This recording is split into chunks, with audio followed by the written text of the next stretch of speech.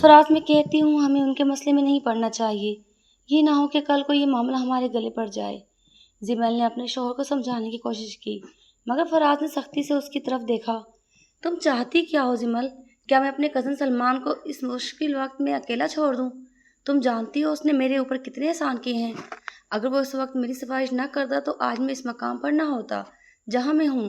جمیل نے آہستہ سے کہا، میں یہ نہیں کہہ رہی کہ آپ اس کی مدد نہ کریں، لیکن ہر مسئلہ ہمارا مسئلہ نہیں ہوتا، انہیں خود بھی تو حل کرنا چاہیے۔ مگر یہ بات فراز کو پسند نہیں آئی، اس کے چہرے پر غصہ آ گیا۔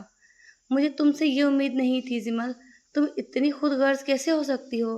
اگر میں اپنے دوست کو مشکل میں اکیلا چھوڑ دوں تو پھر دوستی کا کیا فائدہ؟ اگر تمہیں یہ منظور نہیں تو پھر ہمارے درمیان صرف میاں بیوی کا رشتہ رہے گا، دوستی ختم۔ یہ سن کر جمیل کے چہرے دل پر چوٹ لگی، کیونکہ ان کی محبت دوستی سے شروع ہوئی تھی، وہ نہیں چاہتی تھی کہ یہ رشتہ ٹوٹے۔ جمیل نے نرمی سے اس کا ہاتھ پکڑ کر کہا، فراز، میرا مطلب یہ ہرگز نہیں تھا، بس میں چاہتی ہوں آپ سوچ سمجھ کر فیصلہ کریں۔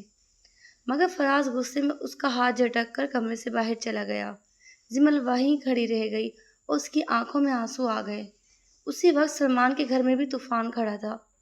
اس نے غصے میں اپنی بیوی مہانور کو طلاق دے دی تھی اور اب وہ شدید پریشانی میں تھا۔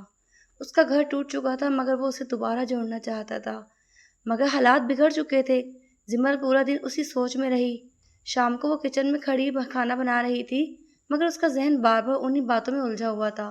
اس کی 6 ماہ کی بیٹی نور رونے لگی تو وہ فوراً اسے گود میں لے کر چپ کرانے لگی۔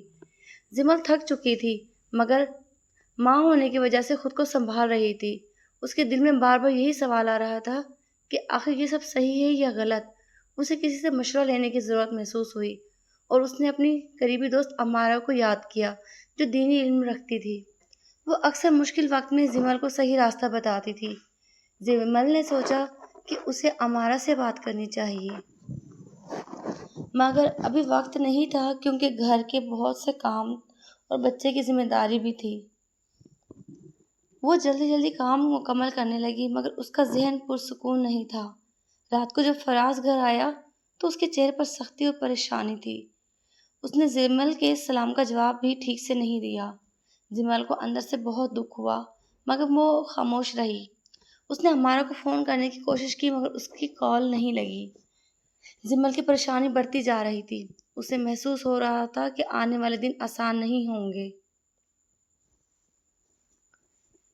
جمیل سارا دن اسی پریشانی میں رہی۔ اس کے ذہن میں بار بار فراز اور سلمان کی باتیں گھوم رہی تھی۔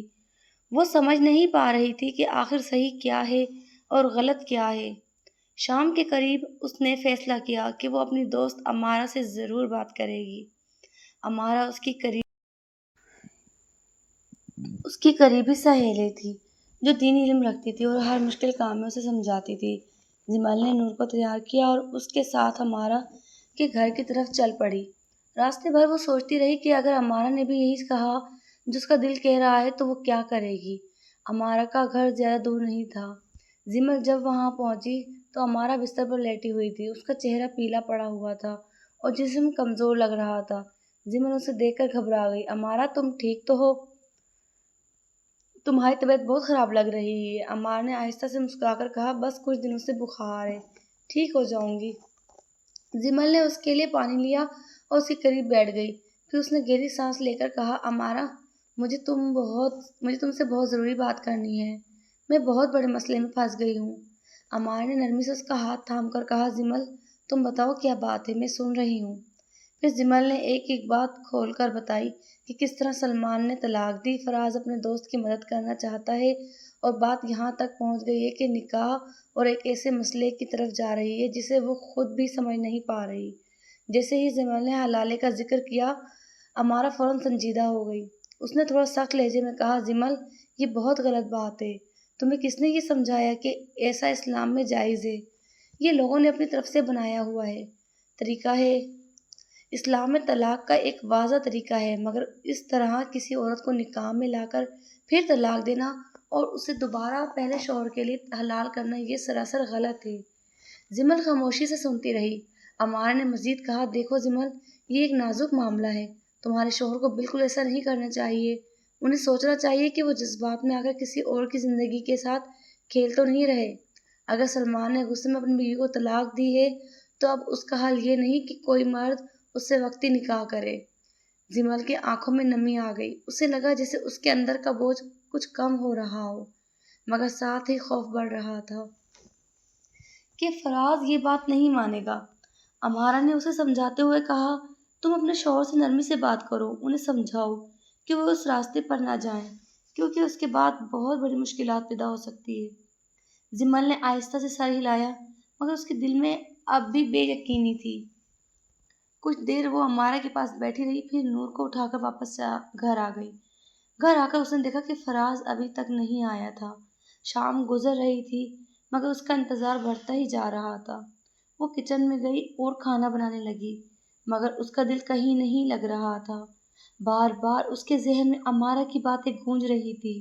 تھوڑی دیر بعد نور جاگ گئی اور رونے لگی، تو جمل نے فوراً اسے گود میں لے لیا اور دودھ پلایا۔ وہ خود بھی بہت تھکی ہوئی تھی، مگر خود کو سنبھال رہی تھی۔ رات دیر تک وہ یہی سوچتی رہی کہ کل فراز سے کیسے بات کرے گی۔ اسے ڈر تھا کہ کہیں وہ پھر سے غصے میں نہ آ جائے، مگر اس کے پاس کوئی اور راستہ بھی نہیں تھا۔ اگلے دن جب فراز آیا تو اس کے چہرے پر تھکن اور پریشانی واضح تھی۔ جمل نے ہمت کر کے کہا، فراز، مجھے آپ سے بات کرنی ہے۔ امارا نے جو کہا ہے وہ بہت اہم ہے۔ مگر فراز فوراً بولا، مجھے کسی کی بات نہیں سننی۔ سب لوگ میرے دوست کے خلاف ہو گئے ہیں، تم بھی انہی میں شامل ہو گئی ہو۔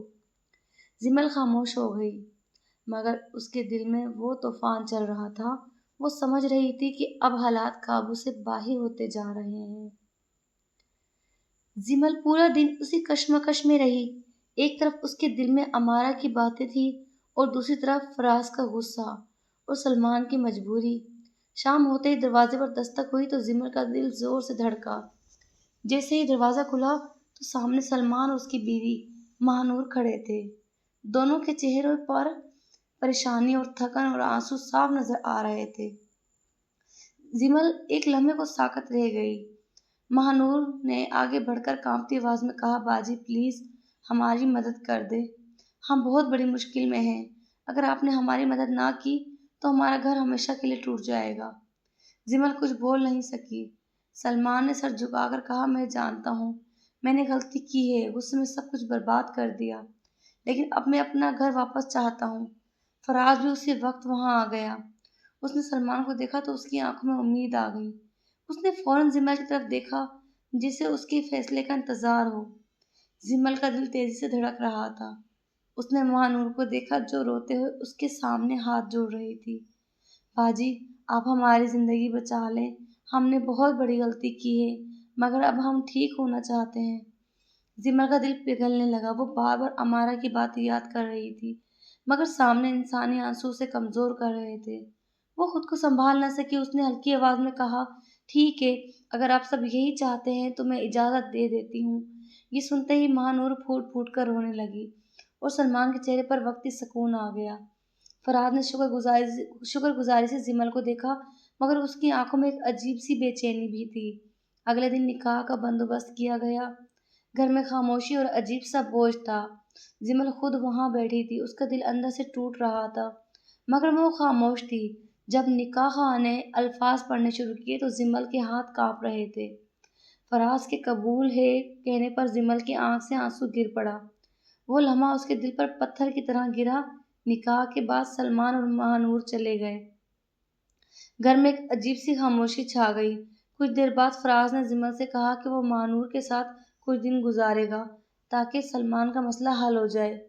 جمل یہ سن کر اندر سے ٹوٹ گئی، مگر اس نے خود کو روکا۔ اس نے اپنی بیٹی نور کو سینے سے لگایا اور چپ رہی۔ رات کو جب سب سو گئے تو جمل کی آنکھوں میں نیند نہیں تھی۔ وہ بار بار یہی سوچ رہی تھی کہ اس نے کیا صحیح کیا یا غلط۔ 3 دن بہت بھاری گزرے۔ جمل ہر لمحہ ٹوٹتی جا رہی تھی، مگر وہ کسی سے کچھ نہیں کہہ رہی تھی۔ چوتھے دن اچانک خبر آئی کہ فراز نے ماہنور کو طلاق دے دی ہے۔ سلمان خود آیا اور اسے لے گیا۔ جمل کو ایک لمحے کے لیے سکون ملا، مگر اس سکون کے ساتھ ایک عجیب سی خالی پن بھی آ گیا تھا۔ اسے لگا سب ختم ہو گیا ہے، مگر اصل کہانی ابھی شروع ہو رہی تھی۔ وقت آہستہ آہستہ گزرنے لگا۔ جمل نے خود کو یہی سمجھایا کہ اب سب ٹھیک ہو جائے گا۔ سلمان اور مہانور کا مسئلہ ختم ہو چکا تھا اور فراز بھی اپنی نارمل زندگی کی طرف واپس آ رہا تھا، مگر حقیقت کچھ اور ہی تھی۔ گھر میں اب بھی ایک عجیب سی خاموشی اور دوری موجود تھی۔ جمل کو محسوس ہونے لگا کہ فراز پہلے جیسا نہیں رہا۔ وہ اکثر خاموش رہتا، باتوں میں کھویا رہتا اور کبھی کبھی بغیر وجہ کے پریشان ہو جاتا۔ جمل نے کئی بار پوچھنے کی کوشش کی مگر وہ ٹال دیتا۔ دن گزرتے گئے اور یہ فاصلے بڑھتے گئے۔ ایک مہینہ گزرنے کے بعد اچانک فراز کی طبیعت خراب ہونا شروع ہو گئی۔ پہلے اسے ہلکا بخار ہوا، پھر کمزوری بڑھنے لگی اور وہ کام پر بھی نہیں جا پا رہا تھا۔ جمل گھبرا گئی اور اسے فوراً ہسپتال لے گئی۔ ڈاکٹرز نے کچھ ٹیسٹ کیے اور پھر جو خبر سنائی وہ جمل کے لیے کسی قیامت سے کم نہیں تھی۔ ڈاکٹر نے کہا کہ آپ کے شوہر کو HIV ایڈز ہے۔ جمل کے ہاتھ سے بیٹی نور بھی تقریباً گر گئی۔ اسے سمجھ نہیں آ رہا تھا کہ یہ کیسے ممکن ہے۔ وہ روتی ہوئی ڈاکٹر سے پوچھتی رہی یہ کیسے ہوا، مگر ڈاکٹر کے پاس بھی کوئی واضح جواب نہیں تھا۔ کچھ دنوں بعد جب مزید رپورٹس آئیں تو پتہ چلا کہ یہ بیماری سلمان اور مہانور کے ذریعے ہی آگے بڑھی ہے۔ سلمان پہلے ہی اس بیماری کا شکار تھا مگر اسے علم نہیں تھا۔ مہانور بھی متاثر تھی اور یہی بیماری بعد میں فراز تک پہنچی۔ جمل کے ذہن میں سب کچھ گھومنے لگا۔ اسے امارہ کی باتیں، سلمان کا غصہ اور وہ نکاح سب یاد آنے لگا۔ اسے محسوس ہوا کہ اس نے ایک جذباتی فیصلہ کر کے اپنی پوری زندگی بدل دی۔ فراز اب ہسپتال میں زندگی اور موت کی جنگ لڑ رہا تھا۔ جمل ہر روز اس کے پاس بیٹھتی، اس کا ہاتھ تھام کر روتی اور اپنی بیٹی نور کو سینے سے لگائے رکھتی۔ کچھ دن بعد سلمان کی حالت بھی بگڑنے لگی اور وہ زیادہ عرصہ زندہ نہ رہ سکا۔ اس کی موت نے سب کو توڑ دیا۔ مہانور اپنے میکے چلی گئی۔ فراز کا علاج ہوا مگر بہت مہنگا تھا علاج، مگر بیماری اس کی قابو میں آ گئی تھی۔ ڈاکٹرز نے کہا کہ اگر بر وقت علاج نہ ملتا تو حالات مزید خراب ہو سکتے تھے۔ جمل نے اپنی تمام جمع پونجی، زیور اور ہر ممکن ذریعہ استعمال کیا تاکہ فراز کا علاج ممکن ہو سکے۔ دن رات کی محنت اور دعاؤں کے بعد آہستہ آہستہ فراز کی حالت بہتر ہونے لگی، مگر اس بیماری نے ان کی زندگی ہمیشہ کے لیے بدل دی تھی۔ اب گھر میں پہلے جیسی خوشی نہیں رہی تھی، اعتماد ٹوٹ چکا تھا اور دلوں میں ہمیشہ ایک خوف اور پچھتاوا رہتا تھا۔ جمل اکثر راتوں کو جاگ کر یہی سوچتی کہ اگر وہ اس دن اجازت نہ دیتی تو شاید آج سب کچھ مختلف ہوتا، مگر اب وقت واپس نہیں آ سکتا تھا۔ آخر میں اسے یہی سمجھ آیا کہ بعض فیصلے صرف لمحوں کے لیے نہیں ہوتے بلکہ پوری زندگی پر اثر ڈالتے ہیں، اور کبھی کبھی کسی کی مدد کرنے کا طریقہ غلط ہو جائے تو وہی مدد سب کے لیے بڑا نقصان بن جاتی ہے۔